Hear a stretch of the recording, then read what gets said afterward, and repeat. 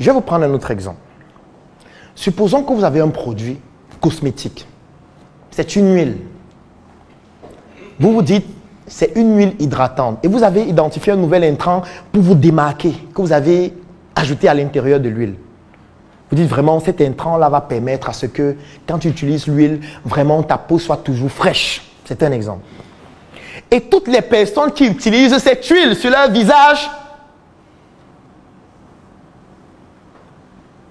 ont un effet indésirable qui est celui de perdre la pilosité du visage. Ça veut dire que chaque fois que les gens l'utilisent, quelqu'un avait peut-être la barbe, et puis après 3 mois, 6 mois, il n'a plus de barbe. La barbe ne pousse plus. C'est un effet indésirable, n'est-ce pas? Mais c'est un deuxième usage. Parce qu'il y a des personnes qui ne veulent plus avoir la barbe. Il y a des personnes qui souhaiteraient ralentir la poussée de leur barbe. Ça veut dire qu'avec ce produit, on peut créer un deuxième produit qui a un autre nom et dont l'indication dessus est ralentir la poussée de votre barbe. C'est le même produit mais avec un packaging différent. Et on explique comment faire pour l'utiliser afin qu'entre 3 et 6 mois, la pilosité diminue au niveau de votre visage. C'est possible. Ça veut dire qu'un produit commence à être vendu à 2 cibles différentes. Pourquoi? Parce qu'on a un autre usage. En fait, j'attendais ce moment depuis le début de la conférence. Parce que j'avais déjà préparé mon usage. Qui est plus pertinent, plus économique, qui ne laisse pas de traces sur le visage et qui est doux.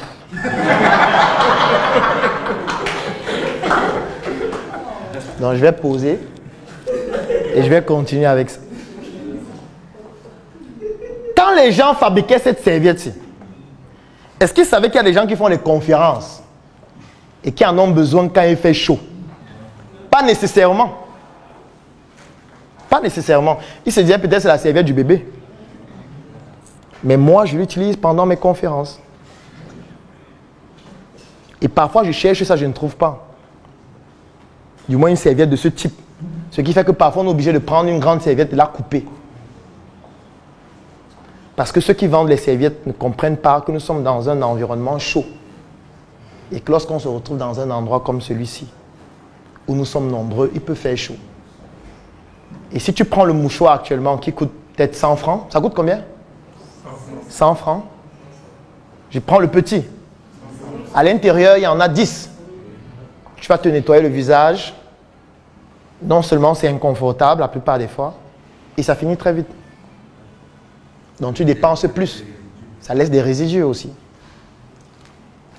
Ça, c'est un lavage. Et ça sèche très vite. C'est une question d'usage. C'est une question d'usage. Premier exercice de tout vendeur. Quels sont les usages de mon produit et de mon service? J'ai dit les usages. Je n'ai pas dit l'usage. Ce n'est pas la même chose. Les usages. Je prends un exemple. Parfois, vous avez un très beau t-shirt que vous portez pour venir à une messe entrepreneuriale comme celle-ci. Et après 6 mois, lorsqu'il devient vieux, vous l'utilisez pour nettoyer le sol à la maison. C'est un autre usage. C'est un autre usage. On a un produit qui avait un usage A, qui s'est détérioré et qui a commencé à être utilisé pour un usage B.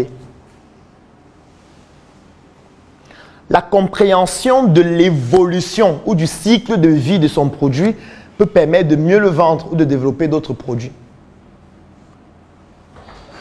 Oui. Je vais prendre un exemple pratique. Il y a un monsieur qui a dit qu'il est membre du Claudel Numissé Business Group. C'est bien ça? Est-ce qu'il y en a d'autres dans la salle? Alors, je vais poser la question à tous les membres du Claudel Numissé Business Group. Ensuite, je vais faire la même chose pour les membres de la Startup Academy. Quel est votre avantage ou quel est l'avantage qui vous intéresse le plus dans le groupe? Micro. Depuis que vous êtes dans le groupe, selon vous, quel est l'avantage qui vous intéresse le plus? Un seul. Un seul avantage. Oui. Moi, franchement, j'apprends avec les vidéos que je regarde. D'accord, les chroniques chaque matin. Merci beaucoup. Oui, un autre membre? Moi, c'est la tontine structurelle. La tontine structurelle. Oui, un autre membre? Oui. Pareil aussi, la tontine structurelle. La tontine structurelle. Un autre membre? Micro? La tontine structurelle avec le réseautage. Un seul, j'ai dit un seul. D'accord. D'accord. Formation gratuite. Formation gratuite. Qui d'autre est membre du Claudel Noumisset Business Group? D'accord. Oui, il y a Michel derrière. Un seul avantage. Un seul. Les chroniques chaque matin. Qui d'autre? Alors, on passe aux membres de la Startup Academy. Est-ce qu'il y a des membres de la Startup Academy dans la salle? D'accord, on va commencer devant. Le monsieur va nous donner un seul avantage qui le captive particulièrement à la Startup Academy. Oui, lequel? Moi, c'est les formations. Les formations, en présentiel ou en ligne? En présentiel. En présentiel, oui. Un avantage? Moi, c'est la capacité d'avoir une meilleure visibilité de mes produits. Meilleure visibilité de tes produits. Un avantage? Le système de réseau. Système de réseautage. Un avantage, un membre de Startup Academy qui veut prendre la parole, qui va donner un seul avantage. Oui. Ça me permet d'avoir des collaborateurs. D'avoir des collaborateurs. Oui, on va terminer par vous, madame. Un avantage? Les talks, ça me permet d'apprendre de d'autres personnes. D'accord, d'apprendre de d'autres personnes. Oui. Ok. Ce que vous venez de donner s'appelle des usages. Et vous voyez qu'on a des membres de la Startup Academy qui ont des usages différents. De la même Startup Academy, on a les membres du Claudel Noumisset Business Group qui ont des usages différents. En fait, qu'est-ce que ça veut dire pour faire simple? Ça veut dire qu'on aurait pu leur vendre le même produit ou le même service uniquement pour cet usage au même prix. Ils auraient acheté. C'est ça que ça veut dire. Ça veut dire qu'on aurait pu prendre le monsieur qui parle de la tontine structurelle et lui dire qu'on est un groupe. Ce n'est pas le Claudel Noumisset Business Group. Le groupe là s'appelle tontine structurelle. On fait seulement la tontine. Et pour entrer dans le groupe, ça coûte 10 000 l'accès par mois. Et tu dois payer minimum 12 mois. Et dès que tu entres dans le groupe, tu commences à cotiser pour la tontine. Si on avait dit ça, ils auraient payé pour entrer dans le groupe. Juste pour faire la tontine, pas pour suivre les chroniques et le reste. C'est ça que ça veut dire. Et ça veut dire qu'en termes d'intelligence économique, on peut décider de créer un nouveau produit ou un nouveau service qui s'appelle uniquement tontine structurelle. Uniquement pour cette catégorie de personnes. Parce qu'en réalité, parfois, ils ne regardent aucune vidéo dans le groupe. Ils s'en foutent. Est-ce qu'on comprend l'usage? Un produit et un service a plusieurs usages. Lorsqu'on identifie les usages, la prochaine étape, c'est d'identifier les caractéristiques des personnes qui l'utilisent en fonction des usages et d'en faire des produits différents ou des services différents qui seront marketés uniquement à cette catégorie de personnes. Je reviens avec l'exemple que j'ai pris tout à l'heure avec la canette. Il existe combien de canettes de Coca-Cola? Qui a une idée? Combien de canettes? Non, combien de types de canettes? Combien de types de canettes? Oui? En type de produit. Vous dites deux. Micro, est-ce que tu peux nous donner les deux? Laquelle et laquelle? Zéro.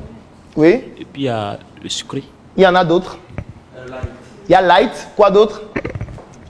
Vous avez déjà cité trois. Il y a le Coca-Cola normal ou goût original. Il y a le Coca-Cola light, toujours en canette. Il y a le Coca-Cola zéro, toujours en canette. C'est trois produits différents. Quoi d'autre?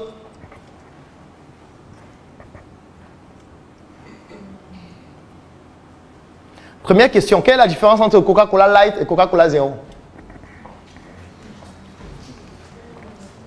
Coca-Cola light et Coca-Cola zéro.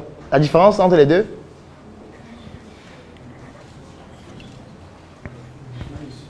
Pardon? Micro. Je pense bien que c'est au niveau du goût. Le goût est comment pour le light et le goût est comment pour le zéro? Pour les zéros, je pense bien qu'il n'y a pas trop de sucre. On ne pense pas. Il n'y a pas de sucre. Le zéro, il n'y a pas de sucre. Oui, oui. Est-ce que c'est sucré? Non. Est-ce que le zéro est sucré? Mais bien sûr que c'est sucré. Le zéro est sucré. Quelle est la différence entre le Coca-Cola Light et le Coca-Cola Zéro?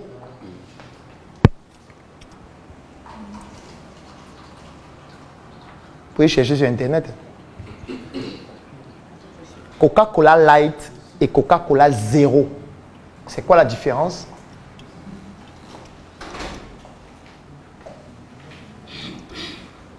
Quelqu'un a la réponse?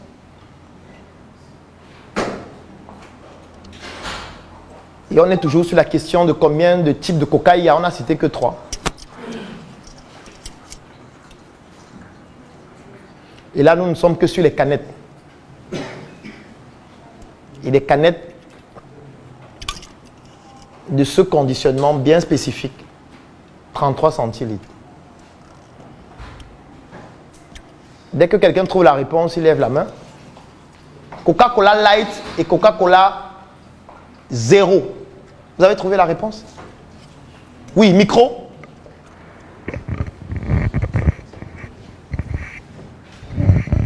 Dans le Coca-Cola Zéro, ils ont mis des édulcorants. Et dans le light? Bon, je pense qu'ils ont diminué le taux de sucre par rapport au Coca-Cola normal. D'accord. Qui d'autre a une autre réponse? Oui. Alors moi je pense que je trouve que la différence entre le light et le zéro c'est uniquement le nom. D'accord. Très intéressant. Oui. Non, micro s'il te plaît. Oui, c'est bon, tu peux y aller.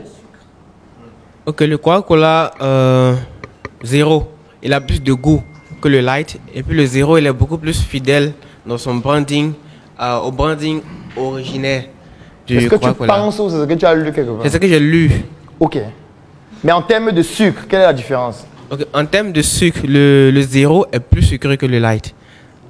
Ça ne m'avance pas dans la réponse. Oui, madame. Zéro et light. On dit le Coca-Cola Light, le sucre est plus léger. Et le zéro? Ils ont mis la différence, c'est le sucre. Le sucre de Light est plus léger. C'est-à-dire quoi? Est-ce que c'est plus léger du style, c'est le même sucre que celui-ci en dosage inférieur ou c'est un autre type de sucre? Oui? On ne pense pas. Tu lis et tu dis ce que tu as lu, oui. D'après ce que je viens de lire, il est écrit que en fait, le dosage dans le light est plus léger que dans le zéro. D'accord. Qui d'autre? Oui. Light et zéro. La différence entre le Coca-Cola Light et le Coca-Cola Zéro, c'est surtout au niveau du goût. La saveur de la boisson. Les deux sont sans sucre ajouté, sans calories.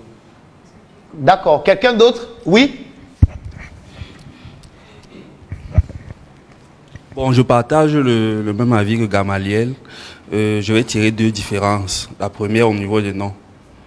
Le light devant Coca et le zéro devant Coca-Cola. Le deuxième, la façon dont ils ont brandé les canettes. D'accord. Une dernière personne veut réagir? Light et zéro? Oui?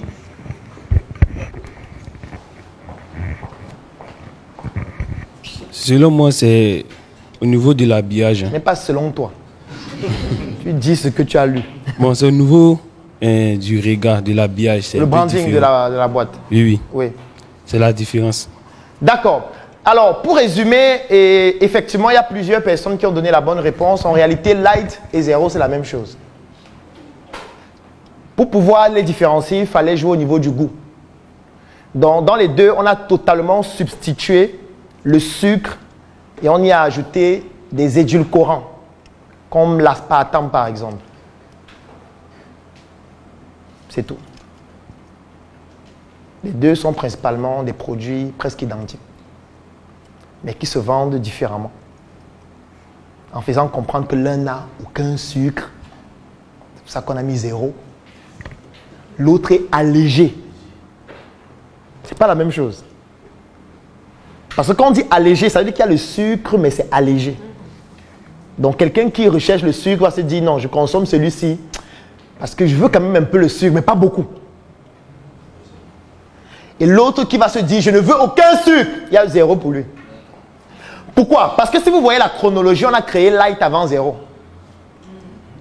Et ça ne marchait pas. Du moins, ça ne touchait pas un certain segment. Ça ne touchait pas le segment de ceux qui ne veulent pas le sucre.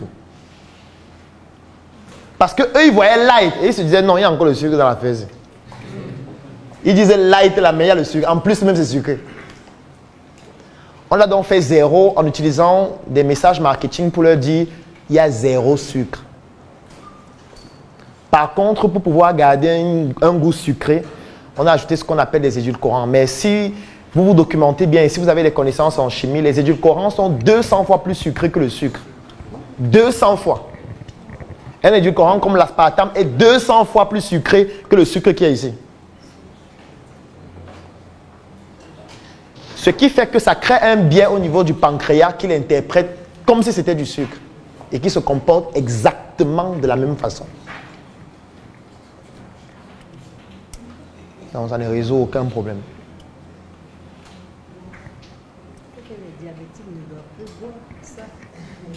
Qui leur a la dit de boire ça? C'est le marketing. Parce que ce qu'on devait comprendre, c'est quoi? Faites une recherche sur Internet. Nombre de diabétiques au monde. Vous mettez juste statistiques, diabétiques, monde. Uniquement ces 3 mots sur Google. Rien de plus. Statistiques, premier mot. Deuxième mot, diabète. Troisième mot, monde. En principe, la première chose qui va s'afficher sont les statistiques du nombre de diabétiques. Dès que vous avez la réponse, vous levez la main. Statistiques, diabétiques, monde. On a combien de personnes? Micro? Plus de 537 millions. D'accord. 2021. Ça veut dire près d'un demi-milliard de personnes qui ne consomment pas le Coca-Cola. Ou qui ont peur de consommer le Coca-Cola. Parce que leur médecin leur a dit que le Coca-Cola est très sucré. C'est un gros marché. Ça veut dire que s'ils conservaient juste cette boisson, ils auraient perdu pratiquement un demi-milliard de personnes. En sachant que toutes ces statistiques sont fausses. Mais on va se baser dessus pour quand même argumenter. C'est pour eux qu'on crée le light. Et le light n'a pas permis de tous les toucher. C'est pour ça qu'on crée le 0. C'est tout. Et ce n'est pas seulement eux. Parce qu'il y a aussi les personnes qui sont sous un régime diététique. Il y a des personnes qui veulent perdre du poids. Il y a des personnes qui ont des allergies au sucre, par exemple. Si on prend toutes ces personnes, ça représente des milliards de personnes. Des milliards de personnes qui ne consomment pas le coca. Ils font le coca pour eux. Parce que tout le monde doit consommer ce coca. Est-ce que vous comprenez comment ils orientent leurs produits en fonction de l'usage? Pas en fonction des caractéristiques. On n'a pas dit Coca-Cola aspartame. Non. Parce que si c'était ici, c'est ce qu'on devait faire. Coca-Cola beurre de karité. C'est ça qu'on devait écrire. Coca-Cola au cacao de Côte d'Ivoire. C'est ça qu'on devait écrire. On devait écrire Coca-Cola au thé de Yamoussoukro. On s'en fout. Enfin, on s'en fout de Yamoussoukro, on s'en fout du thé de Yamoussoukro. Et on s'en fout de vous avec votre thé de Yamoussoukro. Enfin, on s'en fout de tout ce que vous dites là. Tout le monde s'en fout, en commençant par vous. Et je vous ai démontré ça au début. Ils ont dit Coca-Cola 0 sucre. Point. Parce qu'ils s'adressent à l'usage qu'on en fait. Ils ne s'adressent pas aux caractéristiques du produit. Parce qu'ils savent que les gens ne connaissent même pas les caractéristiques et ne s'en intéressent pas. Maintenant, il y a une autre question que j'ai envie de vous poser qui est celle de savoir. Prenons le cas de figure où vous maîtrisez la formule du coca. Ça veut dire que vous savez exactement comment fabriquer ce produit. Vous vous appelez comment votre prénom? Le prénom? Oui, micro. Alou Kofi Maxel. Allo Kofi. Alou Kofi Maxel. D'accord. Allo Kofi, c'est collé ou c'est séparé? Mon prénom c'est Maxel. D'accord. Et le nom? Mon prénom c'est Kofi Maxel. D'accord. Et le nom c'est Alou. Ah, le nom c'est Allo. Alou. Alou. Oui, oui. D'accord, Alou. Oui.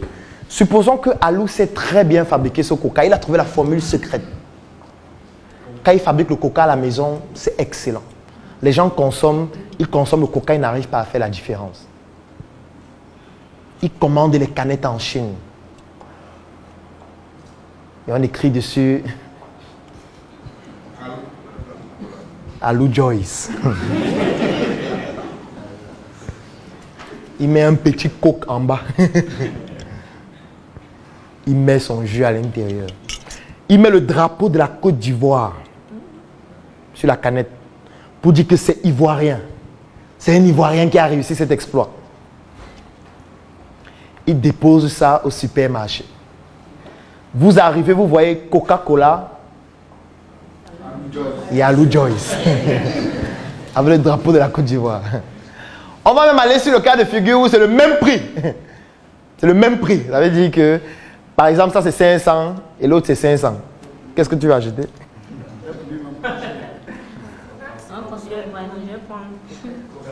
C'est honnête. Est-ce qu'on va applaudir pour l'honnêteté?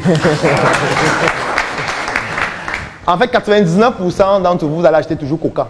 Oui. Pour plusieurs raisons. La première raison, c'est le fait que quand vous allez voir le drapeau de la Côte d'Ivoire, vous allez vous dire, il a fabriqué ça où en Côte d'Ivoire?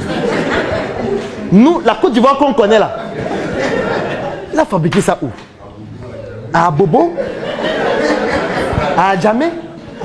Dans sa chambre? Dans les flux qu'on voit souvent à la télévision? Ce n'est pas crédible, ce truc. Ce n'est pas crédible. Et quand je vois sa tête là, je ne peux pas lui confier ma santé.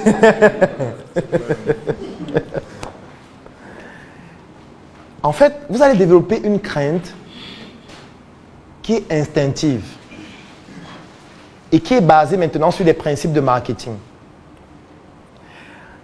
C'est pour ça que je dis toujours que lorsqu'on market une marque, il faut faire très attention.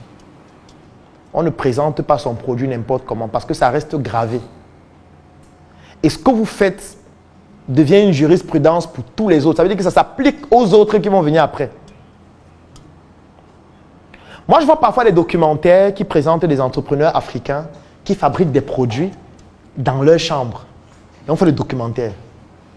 Et on montre comment il est dans sa chambre, il a son petit fût, il met sa petite marmite au feu, il attend. Il explique vraiment, c'est difficile, mais on se bat comme ça. Il prend les cuvettes, il verse à l'intérieur, il tourne. Il met dans les bouteilles, il met l'étiquette lui-même et il met dans le plastique qui se balade lui-même en route.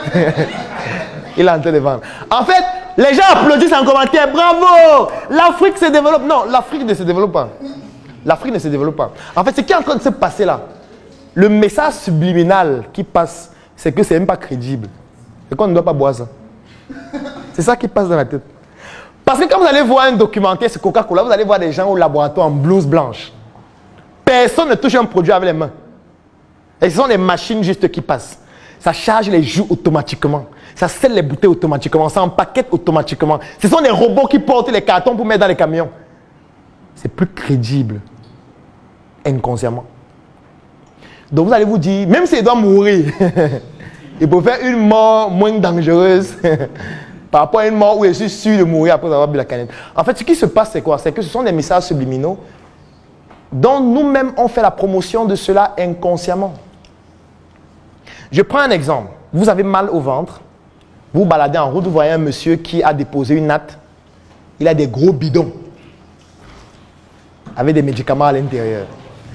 Et il vous dit que pour votre mal de ventre, il faut boire 5 litres par jour pendant 2 semaines. Et en face de lui, vous avez une pharmacie très belle, avec des lumières. Vous entrez, les gens sont en blouse. On vous dit bonjour monsieur, comment vous allez? Qu'est-ce que je peux faire pour vous? Les médicaments sont bien brandés, bien présentés, classés par catégorie. Lorsque vous présentez votre problème, c'est avec sourire qu'on vous répond. Il y a une facture à la fin. Même si ça ne marche pas, celui-là est plus crédible. C'est plus crédible. Ça veut dire que la science ne marche pas. Ça veut dire que la science n'est pas en train de progresser. Tu as mal à la tête, on te dit qu'il faut boire 2 bidons d'un remède. Tu bois. Dès que tu arrives, tu dis que mon mal de tête, ça fait toujours mal. On dit, est-ce que tu bois le bidon? Tu dis oui, on dit continue le traitement. Quand tu réponds non, j'ai sauté un jour, on dit comment tu sautes? Comment? Continue le traitement. Recommence à 0. Donc vous voyez que le simple fait que sur cette canette c'est écrit Coca-Cola, ça permet à cette canette de se vendre plus facilement que à Lou Joyce. Même si le jus est identique. Vous comprenez maintenant l'industrie de la contrefaçon. Pourquoi est-ce que quelqu'un qui est capable de fabriquer un jus de manière excellente ou un whisky de manière excellente ou un champagne de manière excellente, au lieu d'écrire dessus Coffee Champagne, il écrit Mouette? Pourquoi? Pourquoi il écrit Mouette? Il écrit Mouette parce que il veut capitaliser sur l'histoire de Mouette, sur le marketing qui a été fait par Mouette depuis des années, sur l'image et la valeur perçue que transmet Mouette. Et il sait qu'avec le nom Mouette, il peut vendre ça au même prix. Il sait que s'il met Coffee Champagne, première chose, Coffee. Le champagne à Abidjan, c'est fabriqué où? Les gens vont commencer à avoir directement des objections par rapport à son champagne, partant du nom d'abord. Et c'est comme ça que progressivement, il va avoir plusieurs objections qui ne vont pas permettre au produit de se vendre facilement. Donc vous comprenez donc que le nom, c'est une marque. Ce n'est pas pour rien que quand vous voyez un produit, vous allez toujours voir des symboles comme ceux-ci. Le R que vous voyez en bas, ça veut dire que c'est une marque déposée. Ça veut dire que c'est protégé. Vous ne pouvez pas l'utiliser sans l'autorisation des personnes qui l'ont protégé. Parce qu'on sait que juste ce nom permet de vendre plus. C'est pour ça que c'est protégé. Donc quand vous commencez à devenir une marque, quand vous commencez à développer un produit jusqu'à ce qu'il devienne une marque, il faut protéger ce nom. C'est ça qu'on appelle un nom commercial. Un travail pro commence par un pro en SM. Change toute ta garde-robe, remplace tout par SM de la tête aux pieds. Désormais tu t'habilles en SM, un avenir propre commence par un style en SM. Par un style en SM.